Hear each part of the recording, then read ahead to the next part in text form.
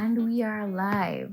So if being financially free, financially independent, investing a little, saving a little, or crawling out of debt is one of your goals for 2023, I can't believe we're saying that it's 2023. Anyways, if that's your goal, then you're in the right place. I've heard a lot of financial advice or education, as they call it, on the internet streets, watched so many videos about it.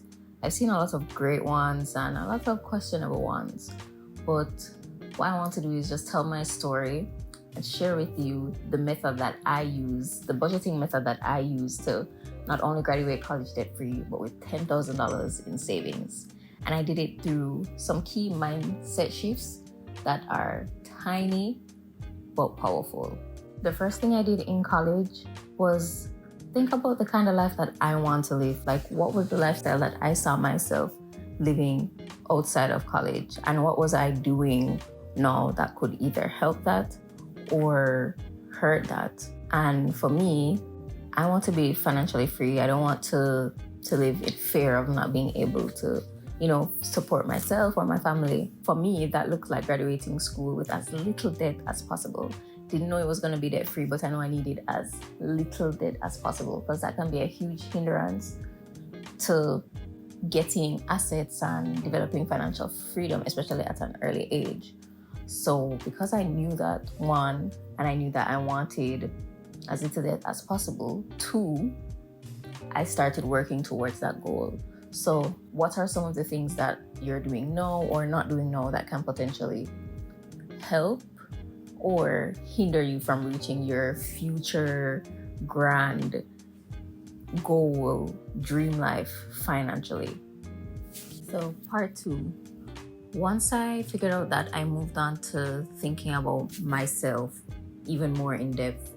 And I asked myself, what are my values? What do I get true joy from spending money on? What are my priorities with regards to money? So for me, I'll always spend money on good, high quality food, experiences, and travel. What that's not for me is spending money on clothes, keeping up with the Joneses, just like other material things that don't mean a lot to me. So when I was in college, for example, a lot of other people were buying cars, but that wasn't really for me. And I could feel myself kind of like questioning myself and saying, should I get a car? I have the money saved up, but I don't really need one. And I kind of had to tap back into myself and say, hey, hold up, you're fine. That's not something that you truly value and you truly need right now. So don't worry about it. So tap into what your priorities and your non-negotiables are and just be unapologetic about that.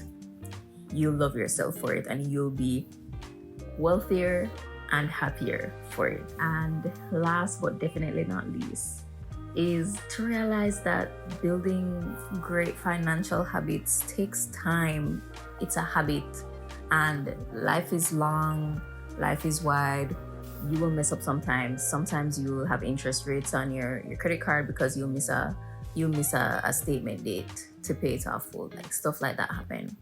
But the key is to keep moving forward and to keep the loop going. So if you stop, brush it off, give yourself the time, but make sure you start doing it again, because that's how you build a habit and that's how you get good and that's how things compound.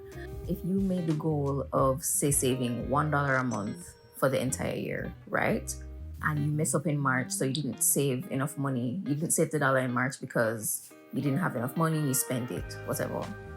Say you did that in March and you gave up, you would have only saved $2 versus the opposite, where you didn't save in March and you're like, okay, I didn't save in March, but April to December, I'm gonna save. You would have had $11 at the end of the year versus $2, just because you didn't give up. Are you getting it? So let me know in the comments below what your thoughts are, if this resonates with you, and what key money mindset shifts did you have to make to be well on your way to financial independence? I'd love to know. So until then, see you soon. Bye.